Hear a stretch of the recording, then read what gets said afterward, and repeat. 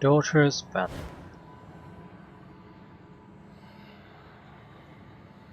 The air is warm next to this machine and you feel dizzy whenever you go near it.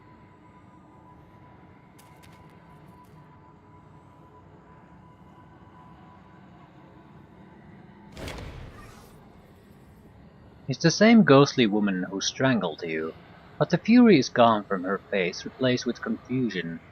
She looks around, her gaze falls onto the large machine and lingers there.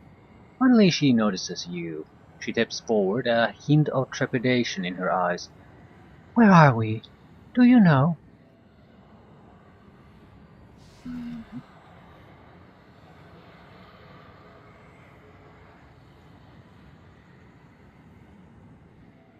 It looks kind of like the buried crossroads, a laboratory hidden underneath the city. "A city? Sagas." She says this last word softly to herself. "Why do I remember that name? This place isn't beneath the city, though. I don't think we are in the real world at all. I wish I could remember more. I do remember one thing." She puts her hand to the sides of her head. "I was angry, enraged. I, I don't know how, but there are women like me born throughout the city, repeatedly, against their will." Uh, what do you mean? "They are compelled into existence." She bites her lip, uncertain. Then she nods. "I'm just a memory, but something is forcing my memory into the minds of women throughout the city." Making a note. She takes your hand in hers. "It's wrong. I don't know how I know, but—" She looks away, lost in her own thoughts. When she turns back to you, there is more certainty in her voice. "Find them. The women becoming like me, or already like me. Maybe I'll remember more. Maybe we can do something. Look." You follow her finger to a glowing form where before there was nothing. "It's a Membra. You found one of them already. The woman created by the engine."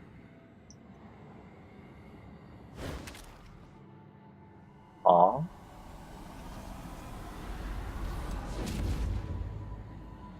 uh, Seria. Right, I remember her. All right. Was she one of them?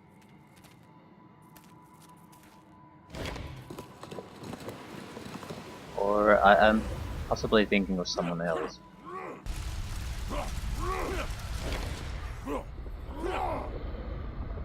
The siege! I remember the siege, when the Tabath came to destroy Seki's cliffs. Yeah, that happened a long time ago.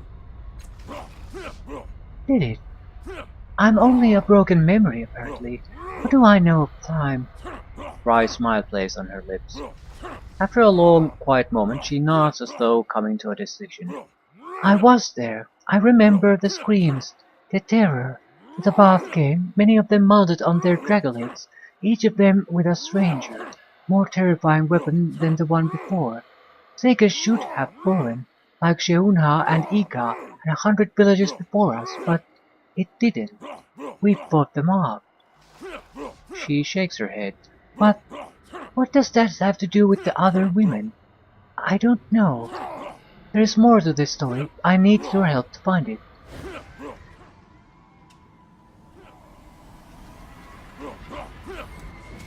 Uh, okay. I'm ready. Yatawa. Yatawa was one of them. All right. Ooh. I suppose, well, she was... Yeah, she was complaining about something along those lines.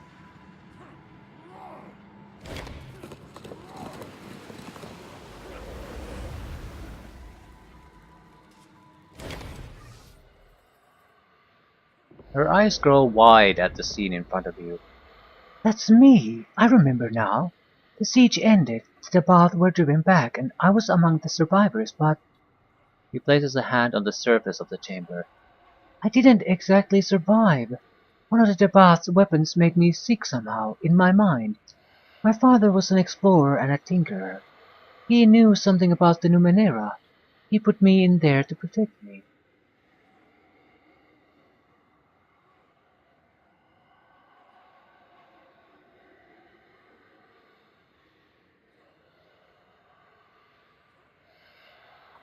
Hmm. My father was an explorer and a tinkerer. I wonder, was I that person? Or rather the changing god? Because it looked very much like the machine looked very much like we found in the changing god's laboratory. Uh, I'm and eyeing because I'm sort of I have no concept of the time scale of these things really. This Earth invasion happened maybe a long time ago, centuries, maybe even a millennia. But what I mean is, when did the changing god first appear?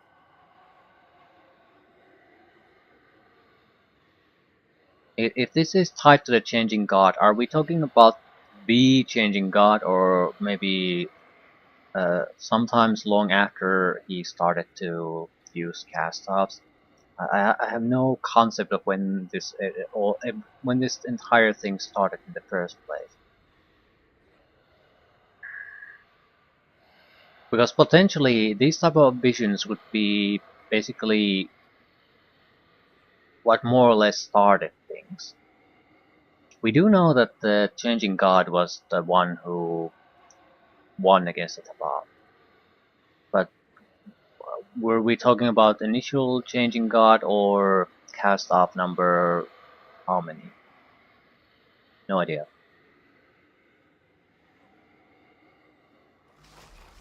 But the Eon priest and surgeons couldn't help me. No one could. My father kept me in stasis until a cure could be found. She gazes into the distance as though trying to remember something. Are the women the result of some attempted cure? I don't know. Please, we're so close. Keep looking so we can find the answer. So more women who have mental issues.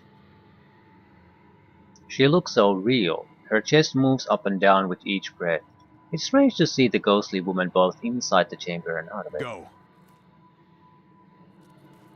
These machines make no sound or motion at all. Like the other machines here, they seem to be just a facade. Yes. Now. Any tips? What exactly am I looking for? Women, but yeah, how do I find these women?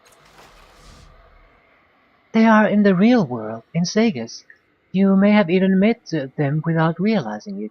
I only have vague impressions of them. Please give me vague impressions. I know that one of them is the leader. She has sacrificed much of her life and so gained life in return. Uh, can think of three potentials. Potentially the slave leader, the uh, captain of the guards, and maybe Memobira. But I don't have access to Memobira. She shakes her head as though to clear it. I'm sorry, I can't tell you more than that. Seriously, that's not much of a... One of them is the leader. Anything else?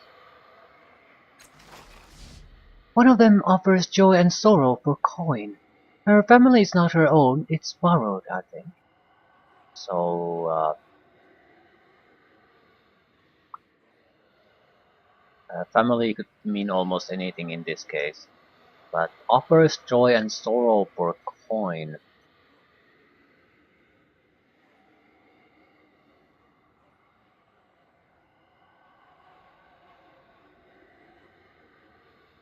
Uh, the, the flute players.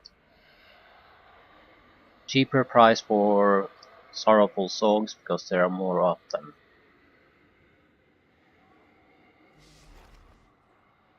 Anyone else?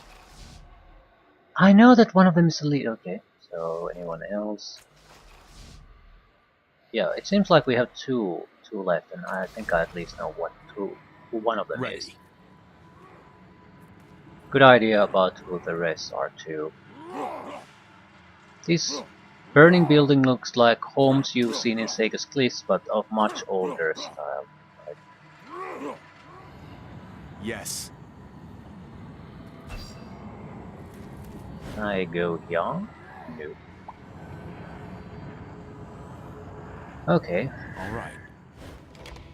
I can at least get one of them. Probably both, unless the woman leader refers to someone I haven't met yet. Hmm,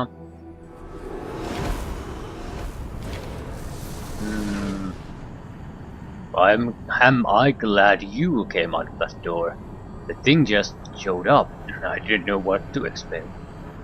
You know who the ghostly woman in that fathom is in that fathom? He shakes his head. Don't know anything about that one.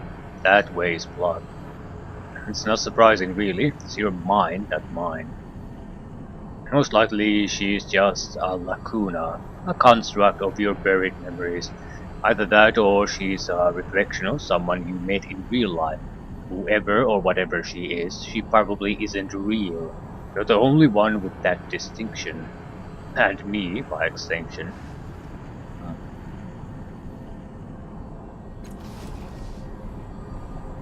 I don't understand why some of these areas are left open and some of them closed. We will return to them again at some point. Yes.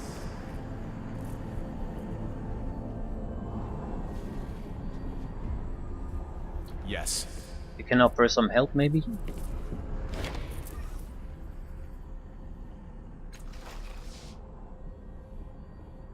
I like your mind. Nice high ceilings. Nothing new. Yes. At least nothing I can detect there.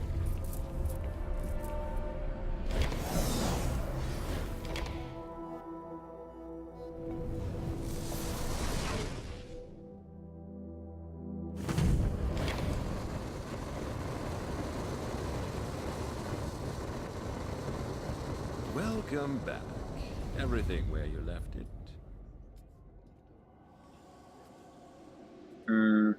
Maybe Fair Leto enough. is one of them. Which worth a shot. I don't really see any option I like am the that. very soul of action.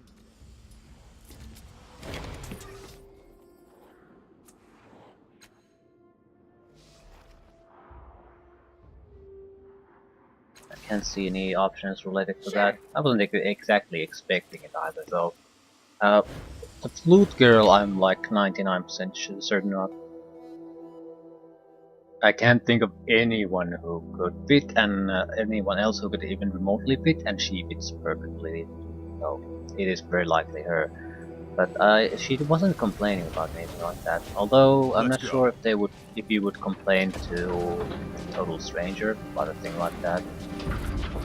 Yes. Abina. As you regard this girl, you are struck by a spark of recognition. Though they hardly look the same, something about her reminds you of the ghost you encountered in the Fifth Eye. The little girl still sits outside the old house playing the flute. She smiles as you approach. Song today, sir? Let me ask you something.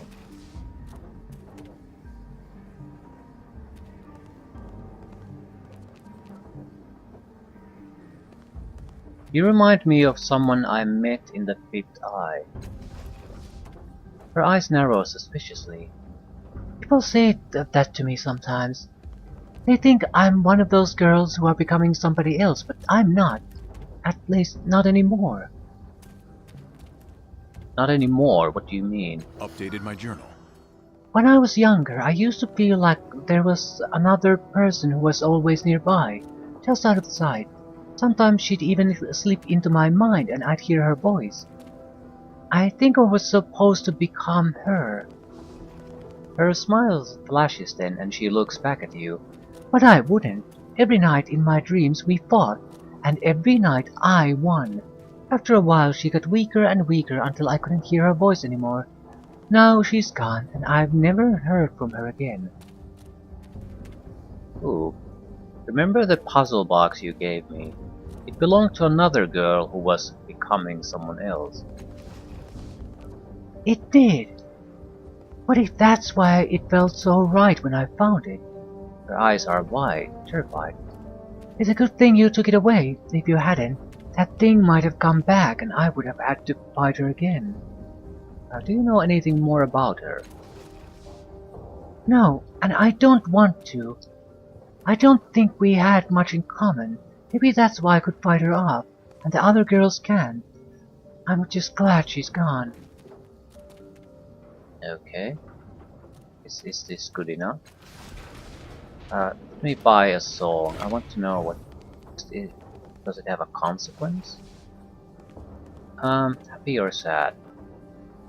Give me a happy song.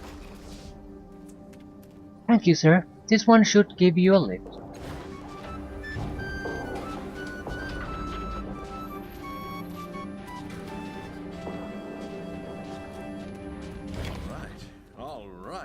It's literally a bob.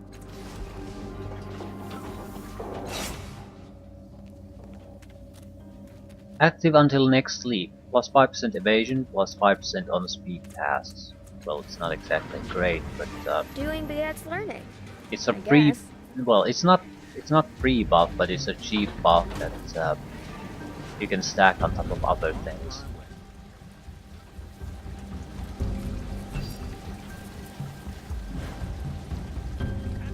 Government Square.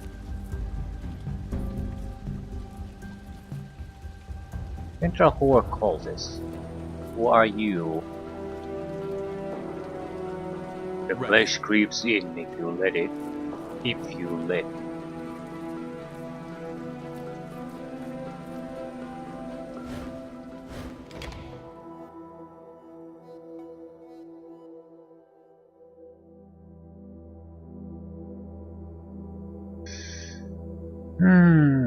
Government Square. Although we might as well talk to the I'm ready. slaver woman. I doubt it's her though. Absolutely. She, although it could be a similar thing like with Avina. I mean, there's no trace of her in certain people.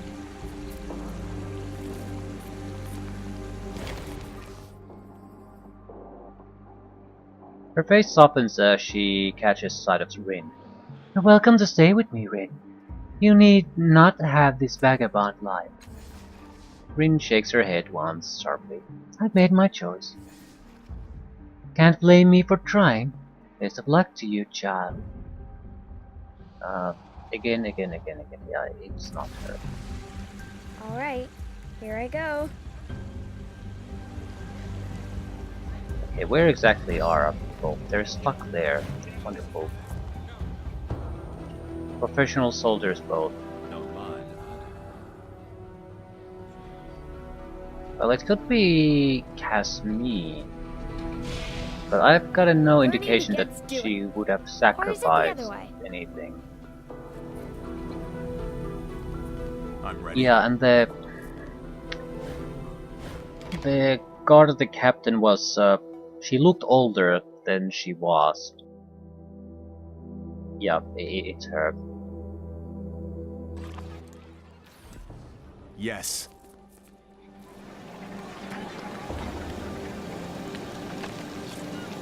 If it isn't, Yes. I've got nothing. Now.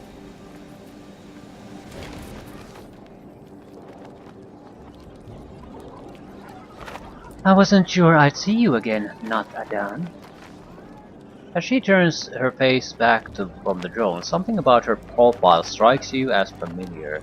In that moment, she looks so much like the ghostly girl you met in the Fifth Eye that they could be the same person. though this woman seems 20 years older at least.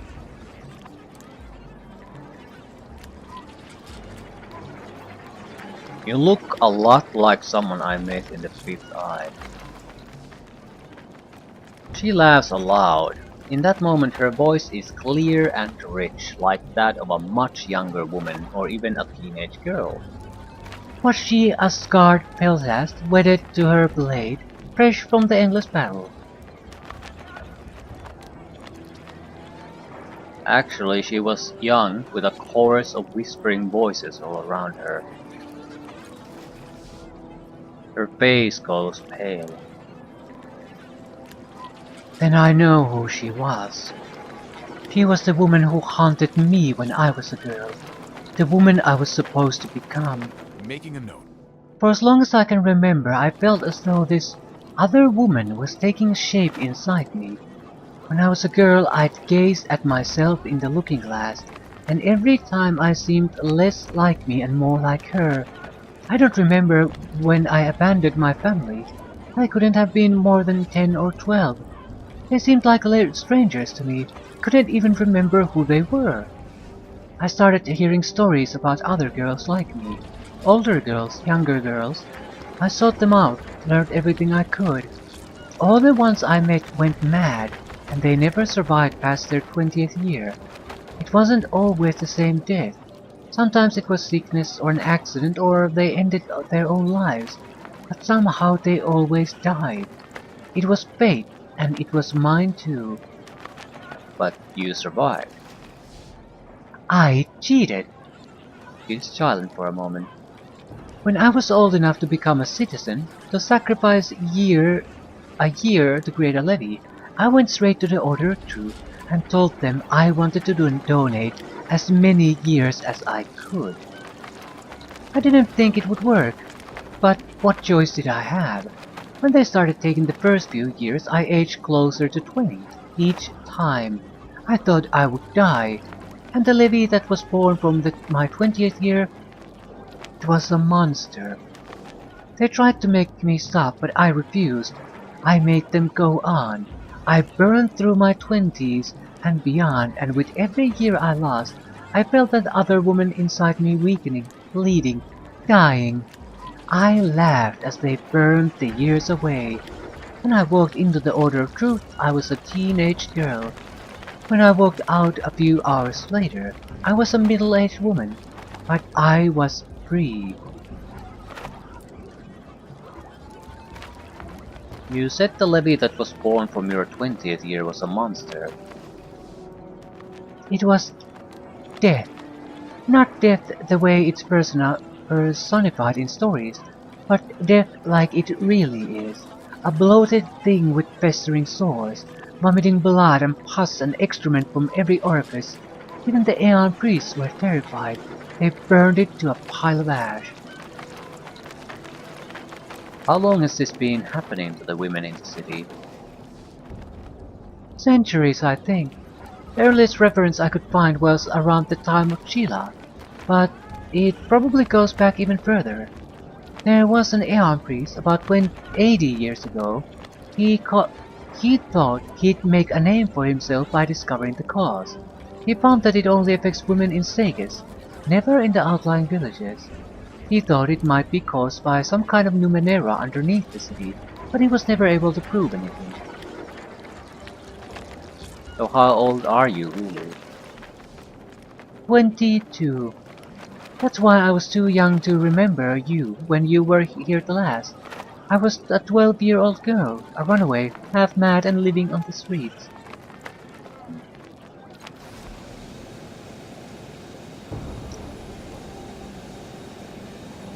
Well, that's both of the people we got descriptions for. Ready. I need a good way to die. I suppose we can rely on tranquility. It will cost me maybe an intelligence point, but that's it. Maybe 2 at most.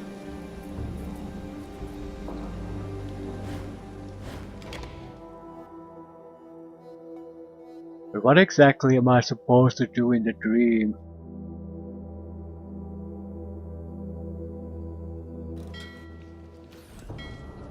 Let's go. I mean, I could affect the pass in the... Eridus, you remind me of a prince. A tiny glowing prince. Tiny. Glowing. Prince? I don't recall the same device I use to alter Kina's past. But this is my own memory. That's not. I can't change anything. So what the fuck am I trying to remember? Tranquility smiles. Certainly, now that we know it is safe and beneficial. Okay, so it is safe and beneficial, which means I was wondering initially, am I actually dying here? But I don't think so. Safe and beneficial. So get into your mind without dying. That's what tranquility offers. Go.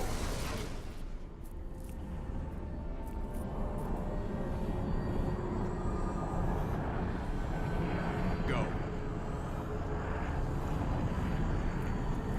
I thought that's what it was, but I wasn't certain about it. But now I can't see how this. I'm basically safe. I'm getting as close to dying as I can get, probably. Ready. Avina.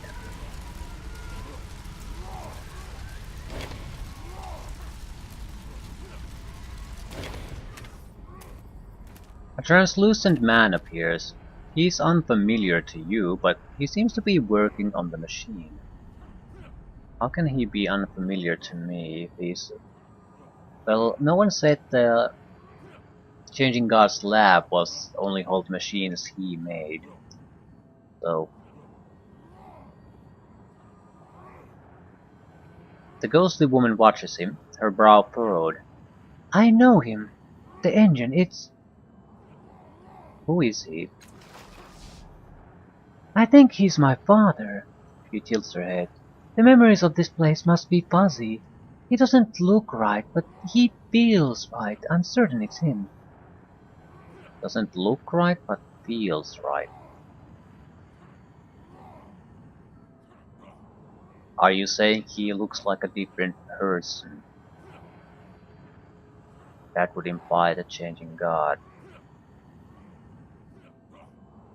She reaches out for the translucent figure, but her hand goes right through him. She calls out, Father! Father! The man continues his work as though she weren't there. The ghostly woman sags. I'm invisible to him. You. She places a solid hand on your shoulder and her eyes suddenly lit. He used that machine, that probability engine, to create me in other women. This machine is but a memory, but the engine exists in the real world. I know it. He looks at the ghostly man. Speak to him, find out how to turn it off. Then you can do the same in the real world and end this. I'll remember that.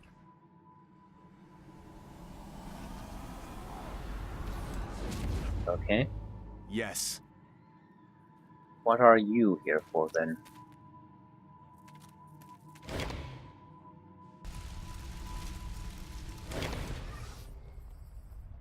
The machines in the stasis chamber are transformed into shattered smoking wrecks. The ghostly woman laughs, the first time you heard her do so, though the humor in it is dubious. I died! I remember it now. I never survived the stasis chamber, and the probability engine where his vain attempts to resurrect me. Making a note. She looks sadly at the translucent man representing her father. He doesn't know. He thinks he can save me, but he's lost me forever.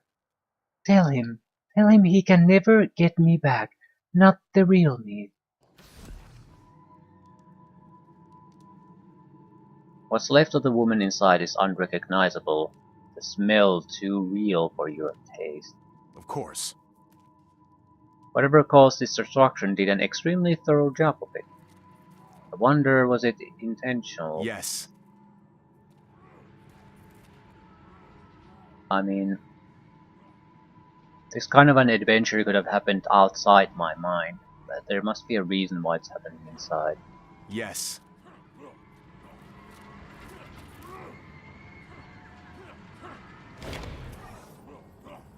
The ghostly woman's father works frantically, turning dials, stripping metal wires, attaching and detaching various pieces within the machine.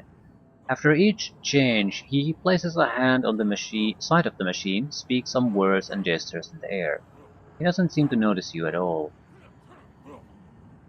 Can I help you? No, he says, but he doesn't appear to be speaking to you. That's not right. Her hair was softer, thinner, her eyes more like caramel. He speaks to the machine again, swipes through the air rapidly, then sticks his hand inside the engine and rearranges several delicate parts. I'd really like to help you. Continues his work completely oblivious to you. I need to know how to turn the machine off. What? He whirls around, his eyes bright with fury. Turn it off. That would kill her. Kill her. Do you understand? I'm so close to bringing her back. It's just a matter of tuning the machine correctly. His face darkens. I won't shut it down, and you will not force me. Although he makes no signal or gesture, the Abbot's soldiers from the other side of the fathom run to his aid. Somehow this ghostly construct's anger has summoned them.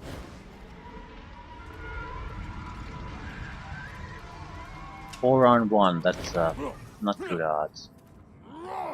Leave. Platform rumbles with the power and pain of his cry. Leave me alone. You will not take what's left of my daughter from me.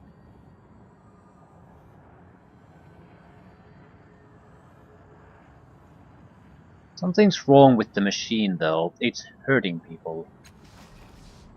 He waves you off. Ah, you're guessing. You don't know the side effects any more than I do. But I do know this will bring her back to me. Now leave or I will force you to leave.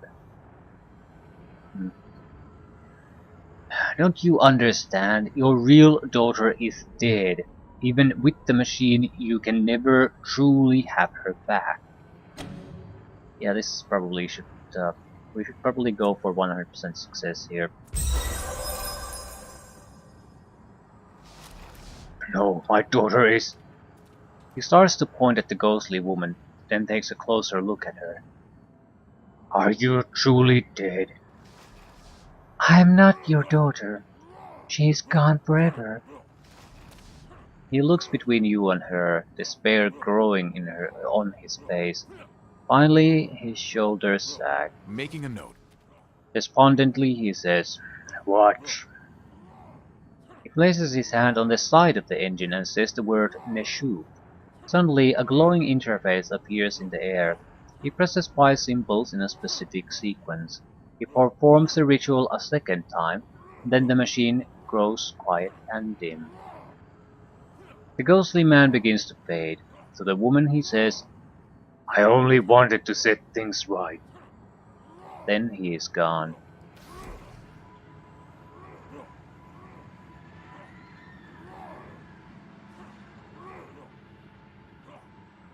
Ready.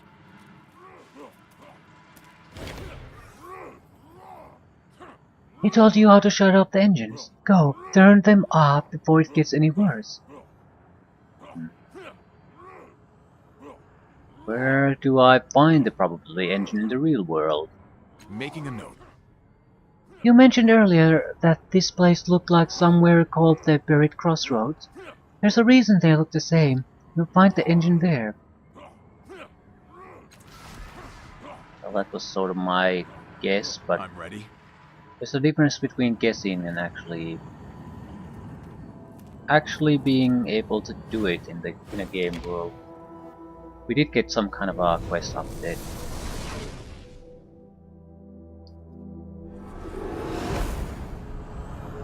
Go.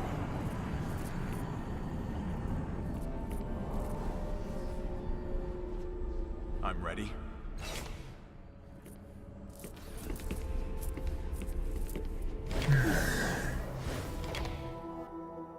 This could be a fairly valuable quest XP wise.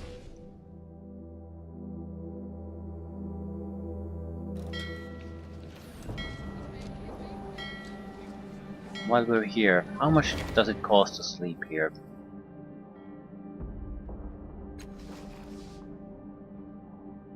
$20 per person. It's 40 in the camp, so 80 versus 40. Yes. We're not sleeping here. Now. Mm.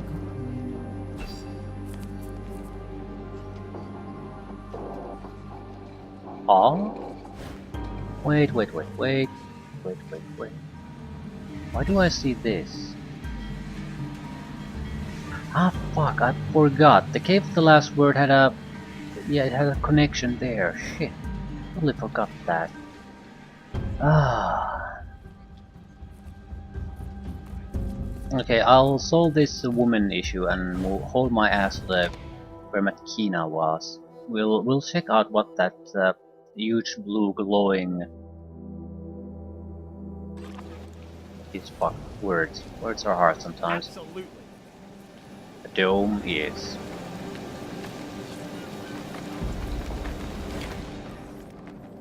Clearly there's some kind of a device inside, so it's not it's not some kind of huge adventure. But I wonder what it is.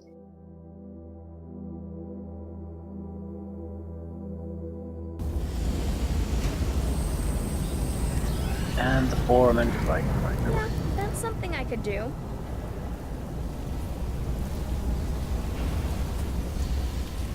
If you're sure it's safe.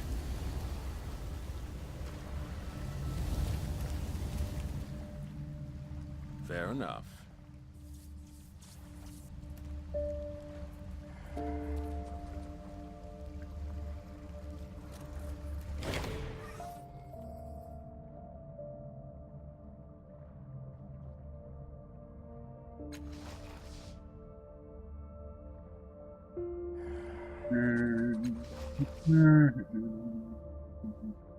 Changing God's Sanctuary. Yeah, I can't get directly there though. Are the Stitcher gone? Yes. Let's go.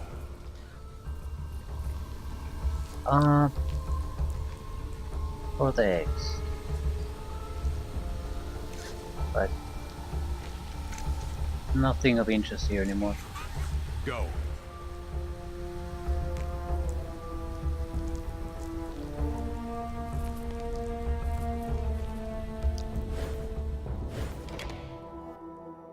That's the machine. I don't recall seeing anything of interest here really. Right. If you're sure it's safe.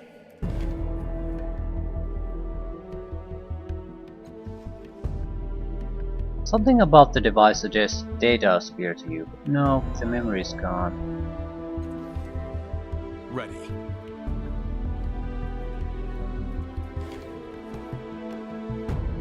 Turn the probability engines off.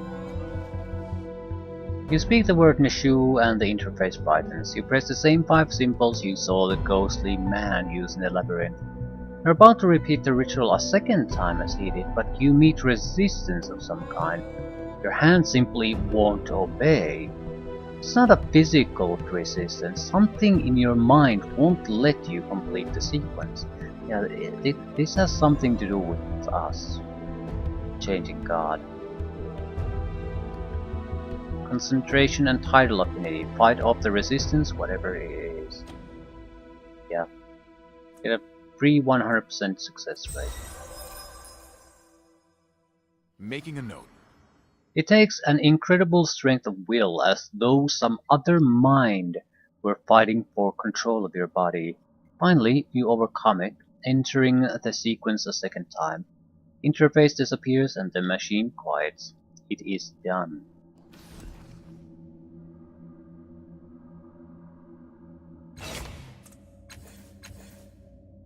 Yeah, Rin is very close to her first progression. Can I put it on? It's over. I'm ready. I'm always ready.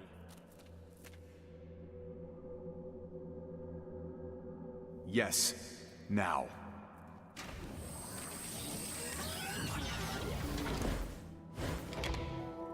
We'll go to Makina directly. Yes. Otherwise I'll just forget the blue dome again.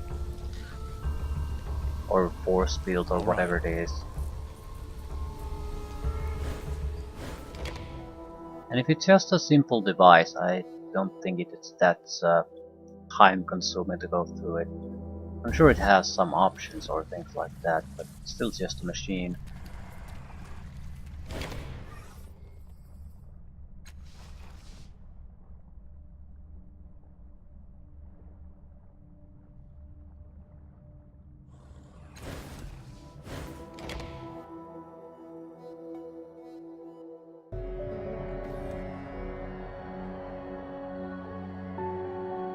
Fair enough.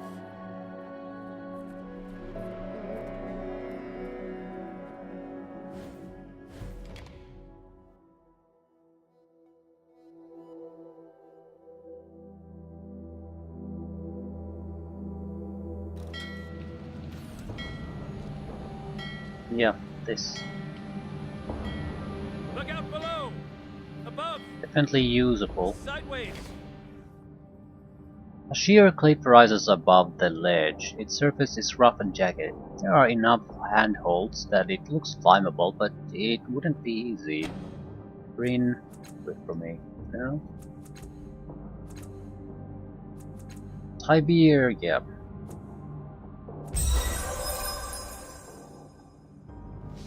The cliff face is deceptive.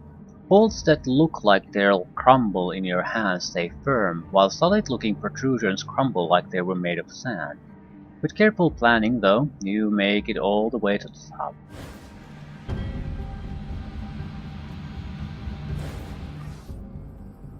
A welcome blast of wind caresses your face at the cliff top. Your companions follow the path you blazed for them. There's something I can use. Alright. Most of the cliff top is obscured by a dome of energy. When you get close to it, the air hums and your hair stands on end. Try to see what's inside the dome. The air sizzles as you get closer, popping across your skin like invisible jumping beetles. When you are within arm's reach, a control interface appears in the air in front of you. It has a glowing circle with strange symbols floating at the edges, and a vertical bar next to it. When you take a step back, the interface disappears. Whatever energy forms this dome is completely opaque. You can't see anything through it. Oddly though, you can see the shadows of the cliffs and birds on the other side. Study the interface. Yeah, free 100% success.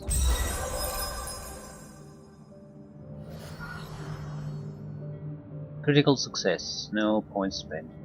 The circle is likely a place to put one's hand or face, probably the former, since the heat from the dome might burn your face. Presumably, someone with the proper authority could open the dome by using the holographic bar on the side as a kind of a latch.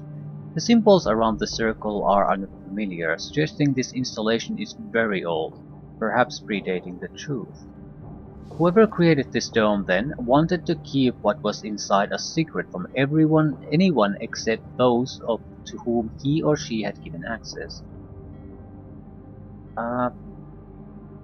Try to use the interface to open the dome.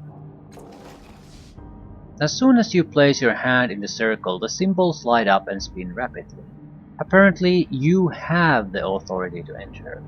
You slide your other hand up the bar on the side. The interface disappears. The air cools immediately and the dome fades until it is gone entirely. Right, what is it?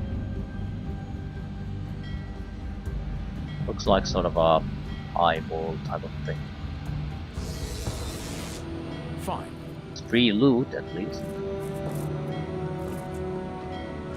War mask. The stark mask appears to be made of wood, yet it feels like cold metal to the touch. When you put it to your face, you hear the sound of war drums beating in the distance.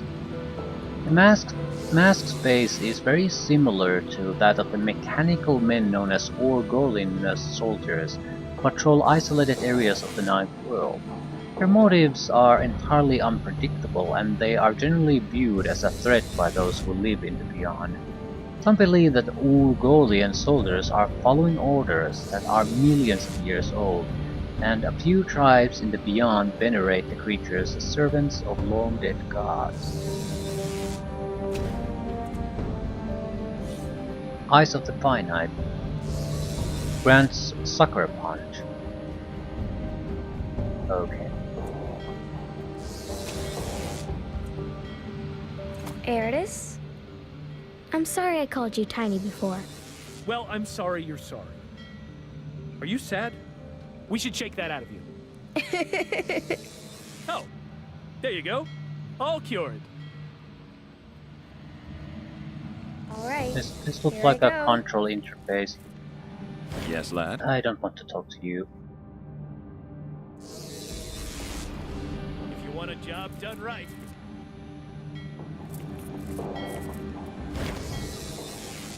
The holographic panel appears to be a control interface. In the center is what looks like a utility map of Sega's Cliffs. It's surrounded by a number of symbols you cannot immediately identify, and in the upper right quadrant is some sort of cube within a cube. Strange as the panel is, you can't shake a strong sense of familiarity about it. Try to remember. This is a hard one.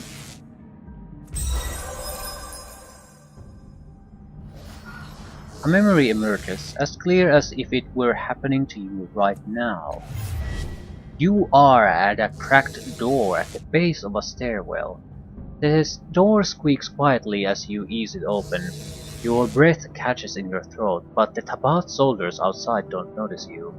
You squeeze through the door, a keen-eyed young girl behind you, and slip out of the tower down the blood-stained corridor and into the city. The city is under attack. You dash through the streets to the nearest of your generators. Pressing a couple of buttons, you and the girl are teleported elsewhere. You find yourself in front of the very same control panel atop the cliff. With the quick movements, you shift the Tesseract, slipping the controls from space to time. Then you press at the cluster of stars to connect the network to temporal shield generators. On the map, the network of generators bursts to life, sharing energy across the city to create an enormous shield over all of Sega's Cliffs. The dome of energy fills the sky, unmooring the city from time itself. On the other side of the shield, the world shifts and shimmers, objects and landscape appearing and disappearing before your eyes. The place is the same, you realize, but you're seeing it in many different time periods at once. The important thing is that no one can enter or exit the dome while the city is temporarily unmoored. That should buy the city's defenders the space they need to fight off the Tabath and survive. The memory fades. You stand above the caravanserai again. The interface is the same as the one from your memory, and you understand what at least some of these controls do. Examine. The map of Segas has a number of locations highlighted, some of which you recognize. There are 4 symbols around it: a circle that looks like the sun, a cluster of stars, a triangle of 3 eyes, and what looks like crystal lattice. All the symbols are lit except for the crystal lattice. Larger than all 4 symbols is the cube within a cube, which you suddenly remember is called a tesseract. It appears to be moving. Try to determine the purpose of the various interface elements. Lore Mystical. The panel appears to monitor and maintain networks of machines, though the purpose of those networks is a mystery. Still, you can guess what the symbols mean. The sun probably activates a single location, likely this platform, while the cluster of stars attempts to connect the entire network.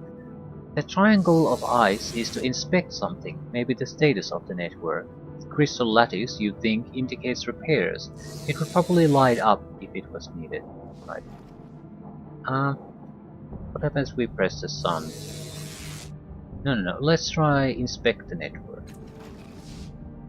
The map changes color. Each of the bright points light up in turn, occasionally stretching a faded line from one point to another. After a minute of this, the map fades. A voice speaks the truth directly into your mind. Temporal network connections limited. Please repair the network. Crystal lattice next to the map lights up.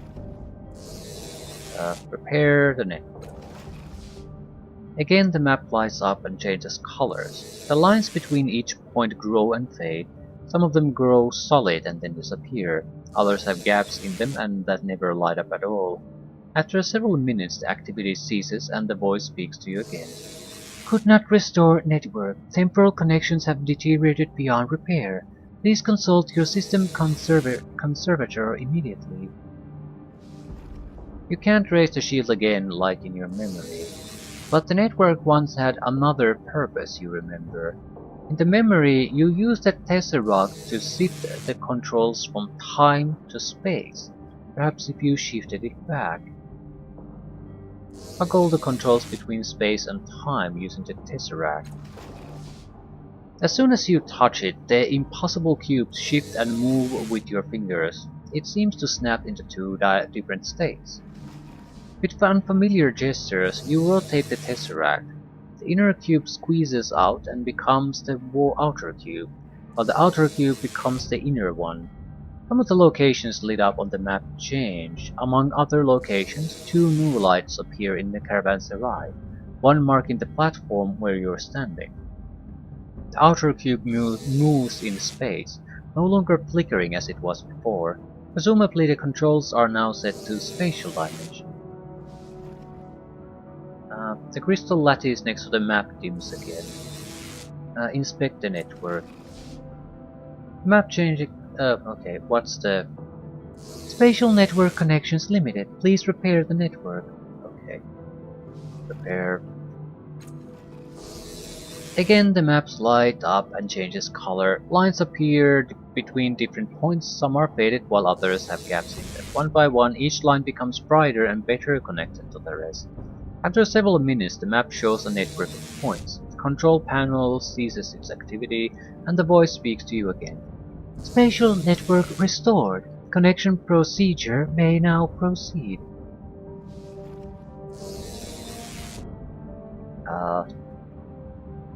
Connect to the current network?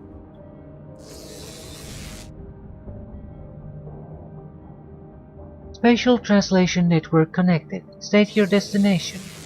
You don't recognize the location of all the points, so you don't know what name the machine expects, but you do know some of them. Reef of the Fallen Star, Circus Minor, Cliff's Edge, Underbelly, Government Square, Holm Village, Neil Abyss.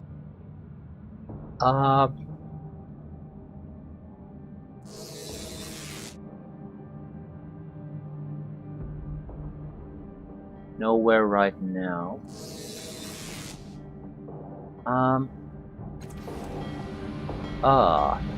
What is this? I'm going.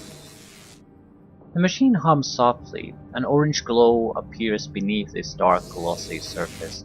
A large alien symbol dominates the space, with words in a smaller script on the side. You cannot understand the writing. Even so, it feels like you've seen the writing somewhere before.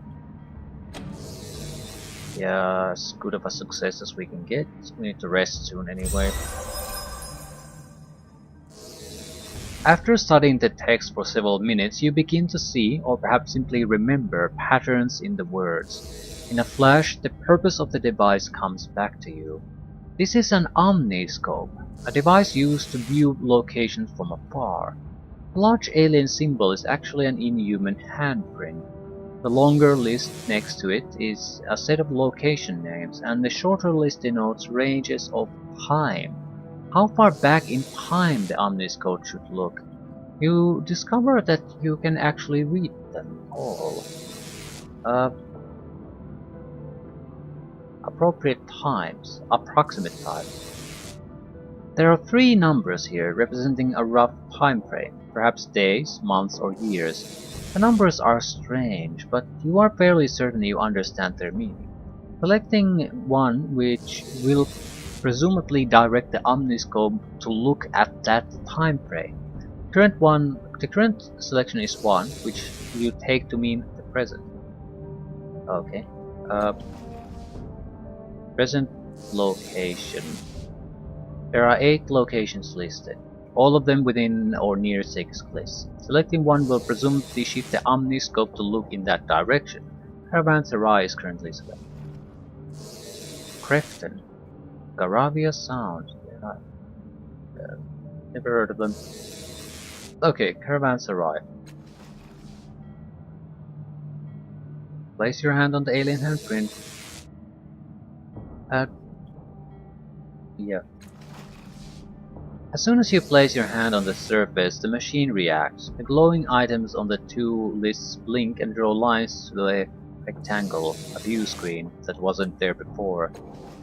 The screen shows up the plateau of Caravanserai. It looks exactly the same as the scene before you. Okay, change times. Recent past.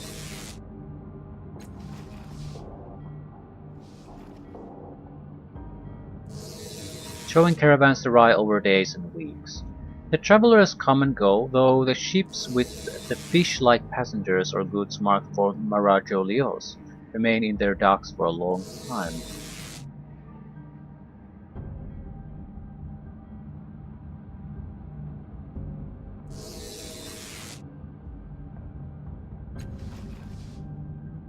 Distant past.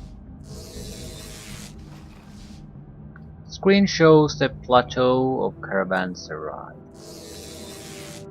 The docks have been showing Caravanserai over many years. The docks have been a bustling center of trade for as far back as in time as you can see. In the earliest recorded time, you can see 2 figures standing atop this very observation platform, a male and a female. Bright flashes and gouts of smoke suggest a great battle taking place along the cliffs below. Until the man activates something on the control panel, a faint veil of energy encircles the city, and the tumult suddenly ends. Okay. Brief of Fallen Worlds. We might as well look at everything here. Ancient history. You see half-sunken... yeah, I know what the reef is. The first thing you notice is the construction of a synth dome. Same dome you crashed into when you fell to Earth. A man with a cast-off tattoo works alongside various automatons. The cast-off is wearing tattered leather robes. An alarming number of wires and tubes protrude from his body. Little else changes until you reach images from many centuries past. Massive war constructs crawl across the reef, firing weapons toward the city above. One of them is struck by a blast from a defensive battery, and it collapses into the crystalline water. As it settles, you recognize its back as the place where you met Coral. There is nothing before the assault upon the city. When you try to look further into the past, the images loop back to your present and start over. Okay. Recent past. Most interesting occurrence in this time frame is when you fell. There's a bright flash. You can see an Calisage watching the skies. Then a legend twists his hands in the air, sending multicolored energy up into the sky. Seconds later, a white streak, encased in the same energy, slams into the crystal dome at the edge of the reef. So what's there now?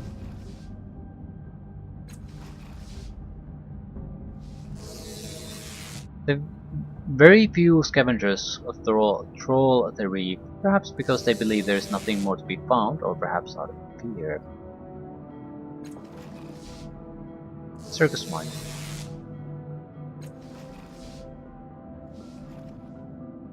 The crowd surrounding the execution ground has dispersed. I'm not sure what to expect we find here, but maybe something... points of locations, interesting events that we should know.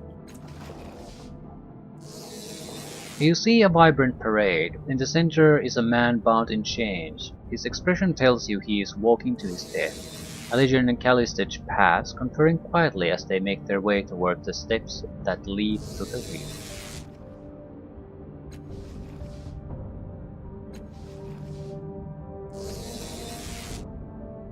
The buildings rise and fall as time passes. One in particular catches your attention.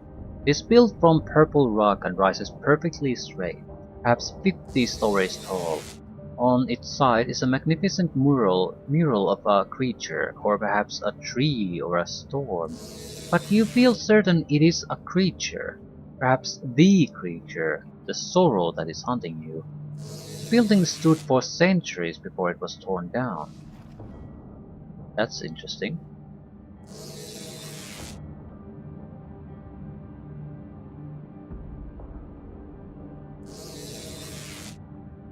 Okay.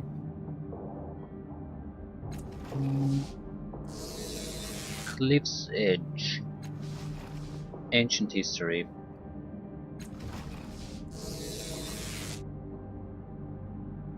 The further back in the past you look, the more buildings there are. They have been falling gradually into the sea over many centuries. Above and below there are seaward-facing batteries, defensive weapons that predate the Ninth World, but they too collapse into the sea as the years pass. Shortly before the distant past ends, the last of them topples from perch, leaving the city defenseless. Recent past. Buildings collapse into the sea quickly, as if something were undermining them. Okay, anything currently interesting there? People of this area are for the most part rough and bitter. They don't live on the edge by choice. Government Square. I have no idea about the ancient history of Government Square. Nothing interesting.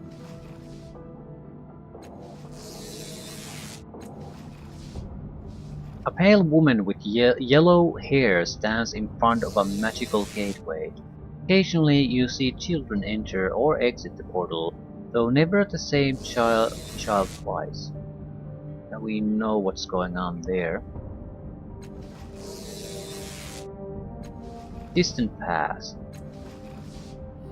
Centuries ago, there was some kind of a rebellion. It spills out from the bloom up to the highest parts of Sega's cliffs. Leading the charge is a woman wielding a glowing hammer.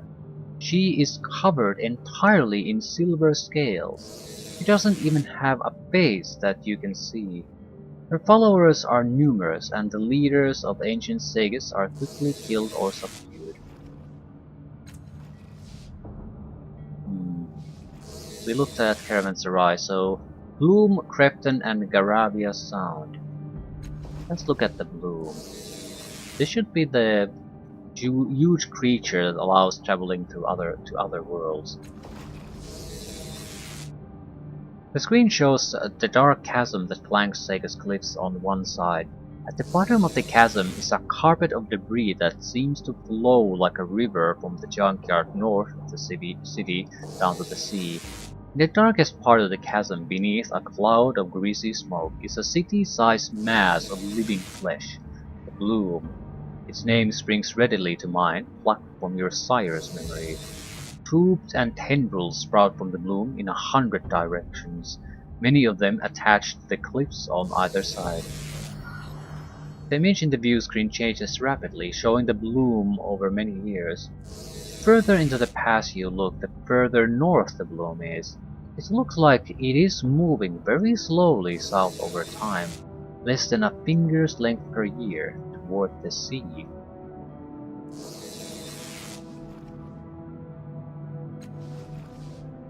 I'm not sure how that's meaningful. We know it's not actually standing still. The Bloom sees a lot of diverse traffic, merchants, refugees, and the destitute. A number of shady figures enter and exit, mostly through a stone gatehouse that is partially subsumed within the mass of flesh. Not a single Levy or Sega's official ever seems to travel there. Yeah, the Memobira who rules the room.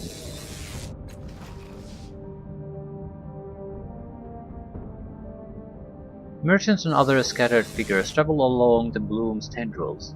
A stone gatehouse. Ooh.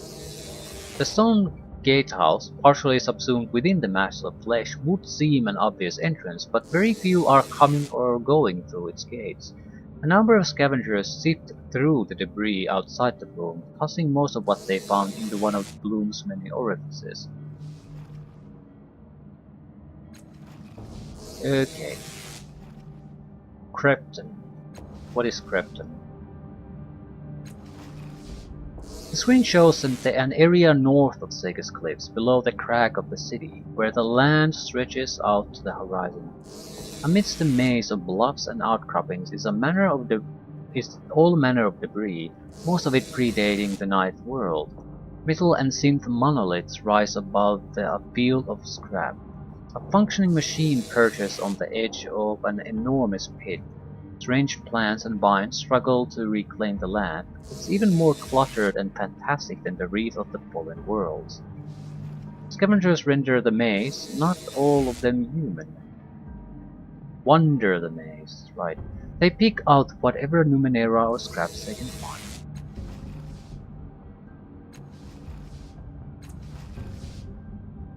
I'm starting to figure this weird place out.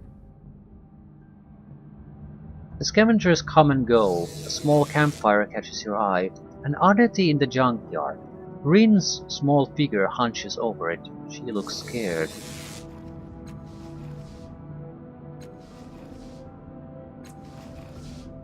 Scavengers come and go. The enormous pit grows slowly larger. In the more distant past, a wall stretches across the junkyard, bristling with northward-facing batteries to protect the city from attack. But as time passes, the wall is abandoned and the batteries crumble into ruin, and the whole structure is subsumed beneath the surrounding trash. Right. One more location to go. Garabia Sound.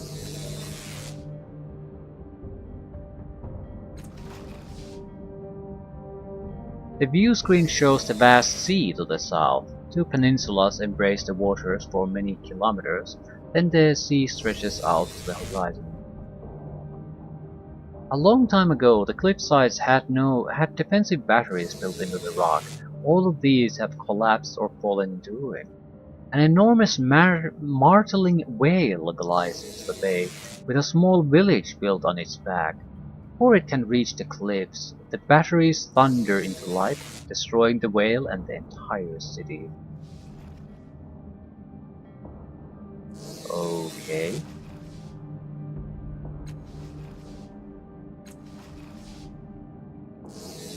Strange ships come and go, both sea and air, bringing trade goods from places you cannot see beyond the horizon. Right. Present time. The sea is placid. A small number of ships ply the harbor, seeking fish or sunken artifact. Okay. Rin got her first level up out of that. What stats? Ooh. You can only increase her speed or intellect. Speed would be more useful. Extra effort, not gonna need one. Edge would have been more useful. Has no ability to improve. I sort of want to take the healing. That's plus 10 on healing.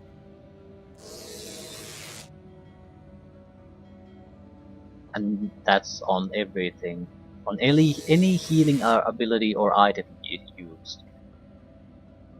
That's your entire purpose, dear child, so fucking do it.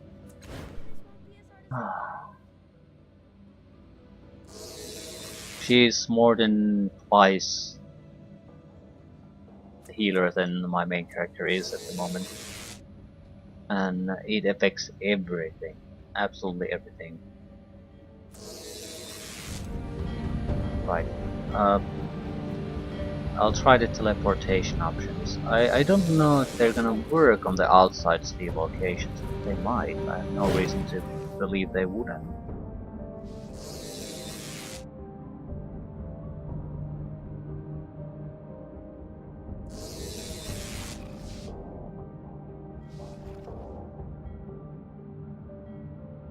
Um, State your destination. I don't. Holm Village. Destination not recognized. Please state again. Meal awaits. Not recognized. Okay. Didn't think so. So we could basically just leave here. There's nothing here for us. What exactly are we going to do though? We have no side quests, so I'll go the underbelly. All right.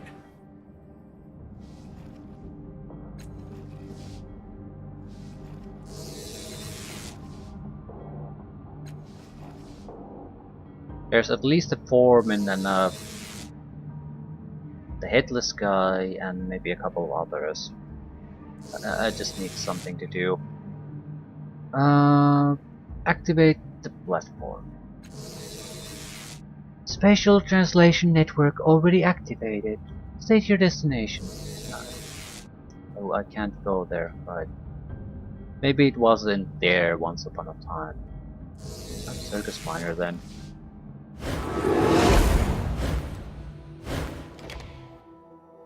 I need to rest. Or do I? Maybe not. I'm not expecting any kind of battle. I'm collecting quests, not trying to solve them. And I think I have a decent amount of points still. Acceptable amount. We basically have a little bit low on intelligence, but that's not too big of a problem, unless we are expecting a fight or something. Look out below! Above! Sideways! I'll leave things Of here. course.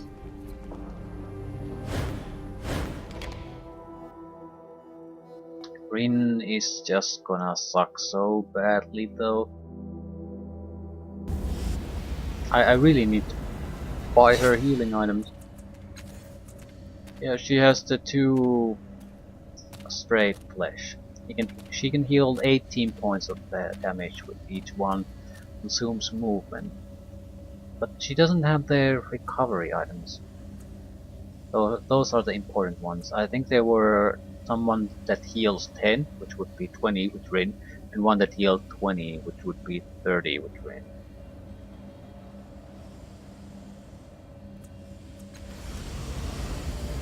Right, at least the foreman. Was there something else?